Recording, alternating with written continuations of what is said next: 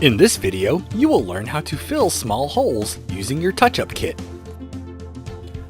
Your touch-up kit will come with detailed instructions on how to use the products included in it. In addition to watching this video, please carefully read the instructions as well.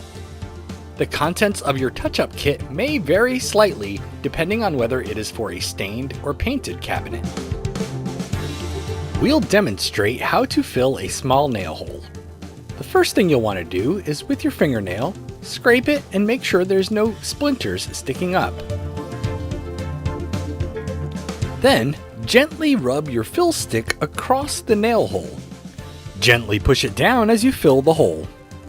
Continue applying it until the hole is filled.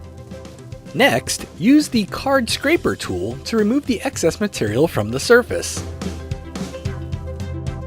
Then, use the white abrasive pad to rub off any excess waxy residue. Now, use the marker included in your touch-up kit to apply a little color. You may repeat this step as necessary until you have a proper blend.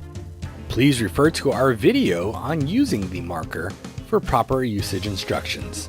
Please note that these fill sticks are designed primarily for use in molding and trim pieces and may not be acceptable for use on cabinet faces.